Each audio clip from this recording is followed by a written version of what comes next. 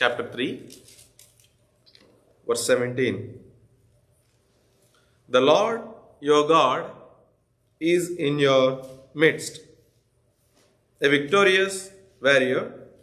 He will exult over you with joy. He will be quiet in his love. He will rejoice over you with shouts of joy.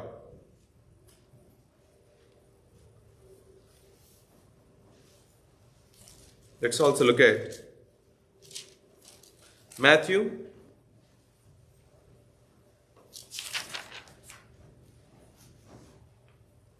chapter 1. Matthew chapter 1, verse 23.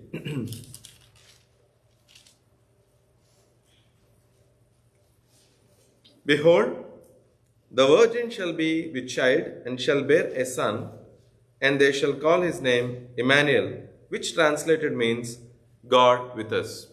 Let's close our eyes and seek God's wisdom this morning. Dear Lord, thank you, Lord, for this wonderful time you have given us. As you're going to meditate the scripture portion, please be with us, guide us, cover me completely. Talk to us from your throne of grace. In Jesus' precious name, I pray. Amen. So good to see Uncle Prabhakar and Princess Sruti. Welcome. And also Ravi Brothers family. So we've been looking at the minor prophets from past few weeks. We covered so far Joel, Amos, Hosea, Nahum, Habakkuk. And today we are going to look at Zephaniah. And the name Zephaniah means the Lord hides or protects. And if you look at this book, the book also gives us that picture. Jesus is our hiding place. That's the crux of this book. We're going to see a little detail into what this prophet is talking about. And this prophet, the introduction of him in chapter 1 verse 1 says, the word of the Lord which came to Zephaniah, son of Cushi, son of Gedaliah, son of Amariah, son of Hezekiah, in the days of Josiah, son of Amon, king of Judah. If you look at here, he could be from the royal lineage. Hezekiah is there. We don't have any other evidences, but there's a much chance that he would have come from kings of Judah, from the line of Hezekiah. And when this prophet was prophesying, that definitely would have got a lot of attention from the people of Judah. And the intent of this author was to announce God's approaching judgment. The main theme of the book stands out on Day of the Lord. Day of the Lord, right?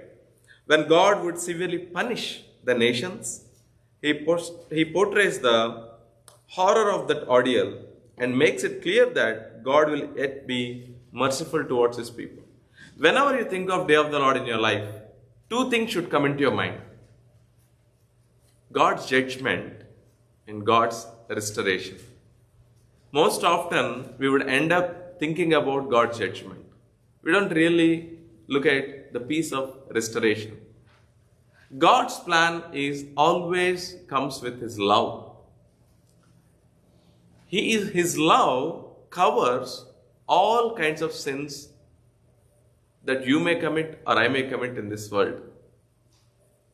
It's beyond our imagination, beyond our comprehensive ability to understand how much God loves each one of us. Zephaniah is one book that can give us a good picture how God's plan is for our restoration. That's what we're going to learn today. Let's start from chapter 1. And Zephaniah chapter 1 verse 2 reads this.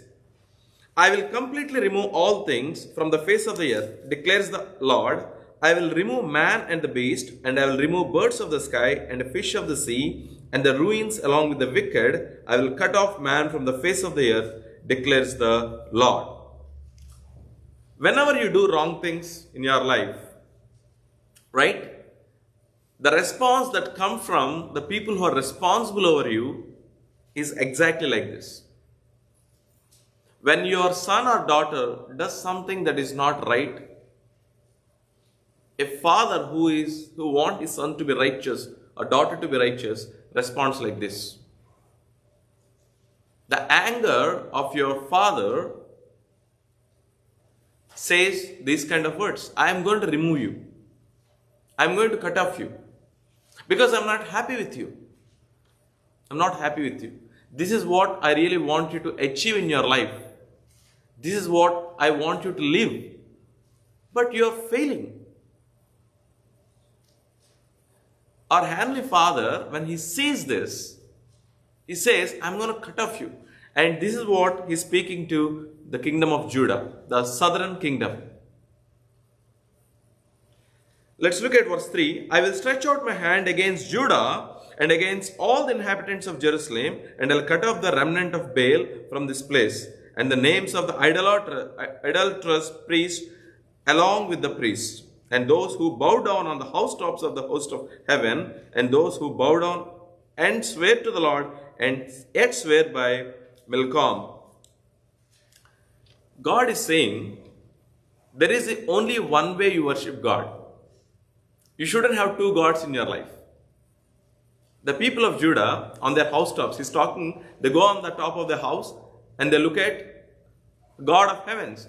Not only that, they are worshipping idols. Idolatry is the sin God hates right from the beginning. He hates it. He will not treat unrighteous as righteous. That's what last week we have seen, right? Before last week, from book of Nahum. God will not treat unrighteous as righteous. No question about it. If you have sinned, God calls you as a sinner. Now let's look at what happens to the other nations. For the nation of Judah, God has judged, and not only that, for the other nations, the nations that troubled Judah. Chapter 2, verse 1 onwards. Gather yourselves together, yes, gather, O nation without shame, before the decree takes effect. The day passes like the chaff before the burning anger of the Lord comes upon you. Before the day of the Lord's anger comes upon you. Seek the Lord, all you humble of the earth, who have carried out His ordinances. Seek righteousness, seek humility. Perhaps you will be hidden in the day of Lord's anger. So, before God announcing His judgment on the other nations surrounding Judah, He is calling Judah for repentance. Number one, He announced His judgment on Judah, and He is about to announce His judgment on other nations. And between, He called Judah for repentance. You seek God and God will rescue you. God always gives a warning in our lives. God will not punish us without a warning. Even for the discipline, God wants us. Whether it is a discipline or is a judgment, God wants us. If you go back to Genesis chapter 3, what did God, 2 and 3, what did God say to Adam and Eve? He said, you can eat of the fruit from this garden. You can eat from all the trees from this garden except the tree of knowledge and evil. The day you eat of it, you will surely die. God warned them clearly. Similarly, throughout the history, starting from Adam and Eve, then we can go to Noah. Noah's time, God warned. People did not listen.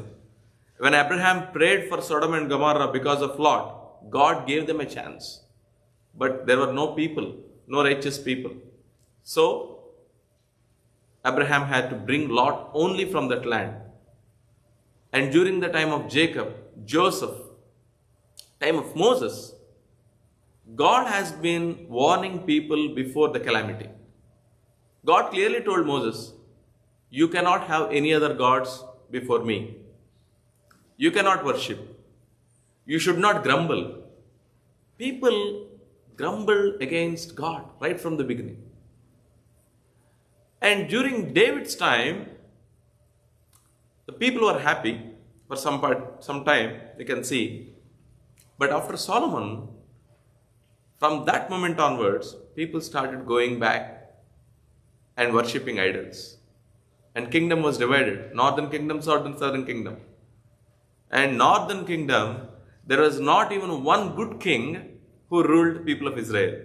Every time when you have an introduction of a new king, the introduction says this: he is worse than all the kings who ruled Israel before. At least in the kingdom of Judah, we have few names: Josiah, Hezekiah. But they also worshipped idols. That's what God is saying. I am going to definitely do justice. There is no way you can escape from God's justice. However, in that justice, God says, in the day of the Lord, seek the Lord, all you humble of the earth, who have carried out his ordinances, seek righteousness, seek humility. Perhaps you will be hidden in the day of Lord's anger. This is what applies to each one of us. This is what applies to each one of us. When God's judgment comes upon you, if you want to be hidden in the bosom of our Lord, seek God with humility. That's what Zephaniah is writing. Two contexts, right? Whenever the day of the Lord is mentioned, two times we can see. One is historic, one thing is future. Historic day of the Lord is the punishment, the judgment that came upon the land of Jerusalem. Nebuchadnezzar, the king of Babylon, has burned the city. The temple that was destroyed. People were taken into exile. Most often when prophets talk about day of the Lord, historically they were referring to the event of burning of the city of Jerusalem. But also we can see the future prophetic statement that was given to us by the Lord is, it's actual day of the Lord, that when Christ returns. There are few comparisons we can think about it. The scope of judgment Zephaniah and other minor prophets have been talking about here is, the scope is either Judah or the surrounding nations of Judah. All the other nations. That's the scope of it. When you think of day of the Lord, actual day of the Lord, when Christ returns, that scope is all the nations of the world. Every nation, every human being that ever born on the face of the earth. Everyone will be judged. No escape. And the purpose we can see when God passes these warnings to people, the purpose is discipline. God wants to discipline them because He loves them. Even the kingdom of Assyria, the capital, like the capital city, Nineveh, God warned them through Jonah and they repented, and God did not send the judgment. However, when they went back to their old ways of corruption, oppressing the poor people, God spoke through Nahum and sent judgment on them. Nineveh became desolate. You know what do you mean by desolation? No inhabitants. That means if you go to that land, you cannot see a single crop, single plant. Right? So I've been to Arizona a couple of times. Every time I go to, I see this land. When you go on the road, you don't see any plant. All rocks. All rocks. I wonder, how do people live here? How do people here? Desolation is one of the strongest words that was given into the Bible. Jerusalem being the capital, being the ancient city, the city which had the greatest temple built by Solomon. Not only that, the great architecture buildings that were built in that city, where the queen of Sheba from Ethiopia came and she was surprised.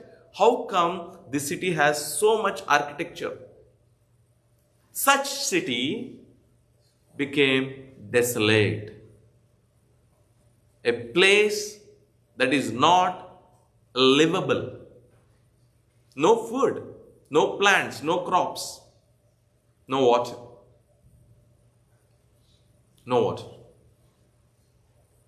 God says that's the punishment I'm going to bring upon.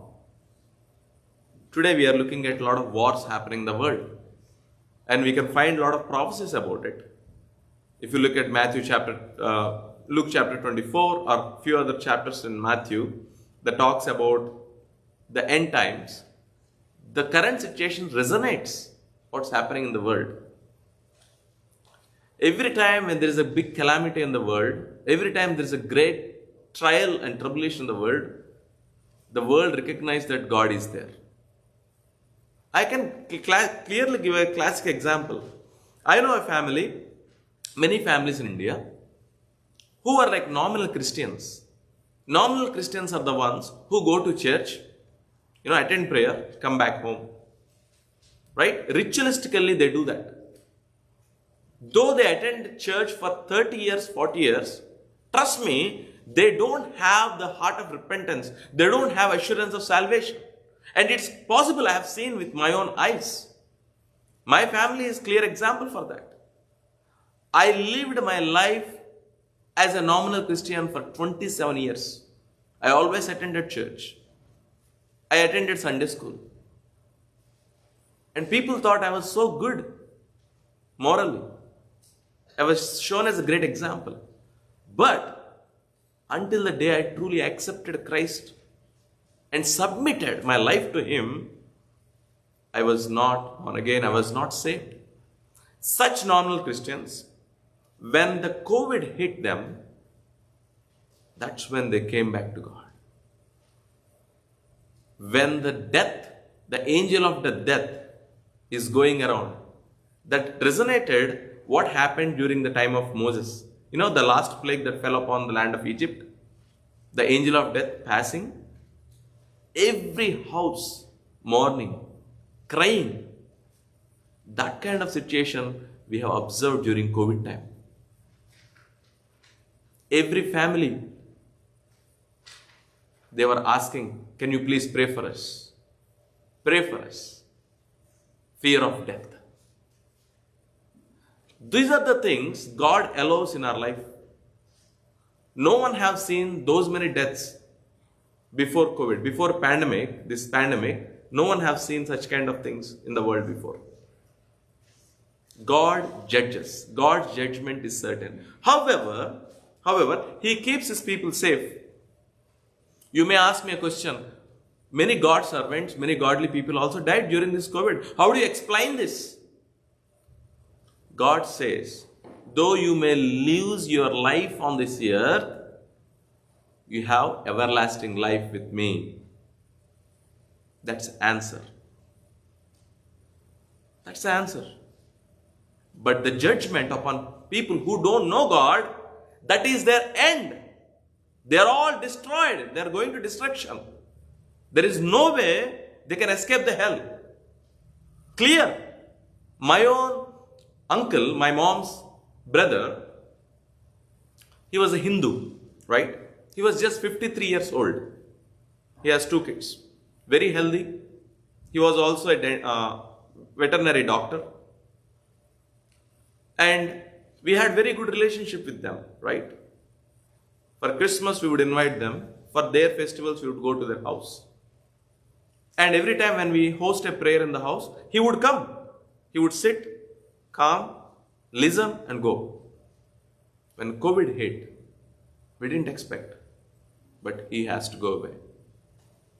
I didn't have words to comfort his wife, but I could share the gospel clearly with her. I could go to their house when I returned to India. I could talk to them. But what can you say? No hope. If you die in this world without the knowledge of Christ, without the repentance of your heart, we are gone. There is no exception towards it. God's judgment is certain. But those who accepted Christ, even if you leave this earth, God says, I am going to hide you. That's what He says. See, perhaps you will be hidden in the day of the Lord's anger. You are hidden. We are hidden because all our sins were paid. All the debt was paid by our Lord Jesus. The suffering he went through on the cross. Don't think about only history when you read through these historic books, any of the prophetic books. No, just don't stop at Jerusalem, whatever happened with Nebuchadnezzar. Always think about the Lord Jesus Christ work there. We've been meditating the book of John in our Bible studies, right? Friday Bible studies. Always it points to the divinity of Jesus, plan of God from eternity to eternity. That is what always we have to think through whenever we meditate the Word of God. It is important for us to understand the historic aspects. Not saying that it's not important, but it is more important to understand God's plan of eternity for you. Every time when you read the Word of God, every verse, every word you touch base upon. In chapter 3, Zephaniah, he says to Jerusalem, woe to her, verse 1, woe to her who is rebellious and defiled, the tyrannical city. She heeded no voice, she accepted no instruction, she did not trust in the Lord, she did not draw near to her God. Her princes within her are roaring lions, her judges are wolves at evening, they leave nothing for the morning. The prophets are reckless, treacherous men, her priests have profaned the sanctuary, they have done violence to the law. The Lord is righteous within her, he will do no injustice. Every morning he brings his justice to light, he does not fail. But the unjust knows no shame. So, this is specifically about Jerusalem, city of Jerusalem. God likes this place so much. The name Jerusalem has greater importance. And when God have seen this kind of corruption, idolatry, and oppressing the poor, God was not happy. And he says, I am going to do justice. You need to underline this word. The word says, he will do no injustice. Every morning he brings his justice to light. God's characters is prevailing in everywhere. Two characteristics of God. One thing is he is righteous, meaning he will do justice. Number two, he is merciful. Only God has these two characteristics. I don't believe if someone says, I have mercy on you. No. I cannot truly believe it. Mercy is someone who has the authority to punish you and you are deserved to be punished and still not punishing you. That is mercy. Only character of God. I don't think people have this character. Mercy belongs to God. And he judges on one side, other side he saves. That's only belongs to God. And that is the reason we are all here today. We are hidden in the bosom of our Lord Jesus Christ. And verse 12 onwards, but I will leave among you a humble and lowly people, and they will take refuge in the name of the Lord. The remnant of Israel will do no wrong and tell no lies, nor will a deceitful tongue be found in their mouths, for they will feed and lie down with no one to make them tremble. He says, okay, my judgment is certain on the people of Judah, on the people of nations, city of Jerusalem. However, the remnant whom I have kept for, they will not be trembled, they will not be shaken. If it is speaking to the historic day, some of the people were left in Judah, historically. Many people were taken to exile, but some people, remnant, still there. And God says, I am going to take care of them. Right? Similar to that, when God is going to judge this entire world, all the nations, people whom he kept for himself, all those who were saved, all those who accepted Christ as their personal savior, no one can touch you. No one take away your salvation from you. And he says, shout for joy, O daughter of Zion. Shout in triumph, O Israel. Rejoice and exult with all your heart, O daughter of Jerusalem. The Lord has taken away his judgments against you, and he has cleared away your enemies. The King of Israel, the Lord, is in your midst. You will fear disaster no more. This is our situation spiritually. He has taken away all the judgments against us. All the judgments. Whatever that we did in our past life as a sinner, God took away all those judgments from us. And he says in verse 16, in that day it will be said to Jerusalem, do not be afraid, O Zion, do not let your hands fall limp. The Lord your God is in your midst, a victorious warrior. He will exult over you with joy. He will be quiet in his love. He will rejoice over you with shouts of joy. That's what it's going to happen. Prophetically, from the historic perspective, God sent back the people from captivity through Zerubbabel, Ezra, and Nehemiah. Right? That's a historic thing what happened. But in futuristic perspective, God says, He is in your midst. That's what we have read from Matthew chapter 1 verse 23. He is called Emmanuel, meaning God with us. God with us. He is in our midst. That's how God is hiding us from the judgment. Remnant restoration is what we are learning today. So, my dear brothers and sisters, this is the time for us to reflect upon our life and be thankful how God has hidden us in Him from the judgment. Not because anything we did good, but because of His abundant grace that was bestowed upon us. Let's praise and worship Him with full of our heart. And remember that He is our hiding place. May God bless this word. Amen.